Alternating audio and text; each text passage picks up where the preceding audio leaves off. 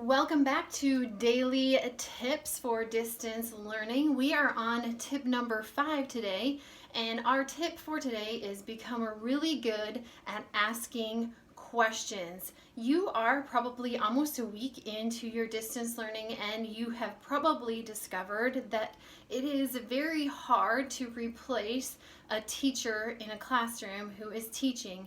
There are so much that we learn from simply being able to raise our hand and ask a question, to hear what our other classmates are talking about, that oftentimes we don't realize how many questions we have about something until we're sitting alone trying to learn about it ourselves. Don't feel bad if you don't understand what your teacher is asking you to do. He or she is also trying to get used to explaining things to you in different ways because they aren't there to answer your questions either. So it is okay and it is expected that you don't understand everything that your teacher posts online for you to learn. What you should become really good at is being okay and confident in emailing or contacting your teacher through Google Classroom with your question.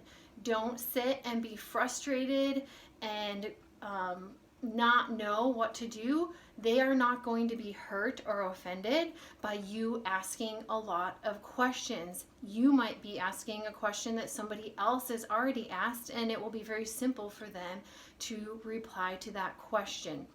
Other things that you can do if you have questions is, if you know what the concept is that you're supposed to be learning, see if there's something out there that is on YouTube or another learning location that's about the same concept, and maybe watching a video could help you understand what the teacher is asking you to do.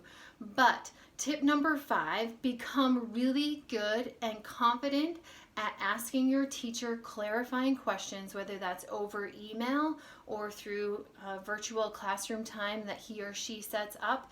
Do not feel bad about asking questions about your homework. We are all learning how to do this distance learning kind of on the fly, and so it is expected that you have questions. So ask those questions until you understand what you need to do, and don't think that it isn't okay for you to make sure that you understand what the teacher is asking you to do. So tip number 5, become really good at asking questions and be confident that it is okay for you not to understand and to reach out to your teacher with your question.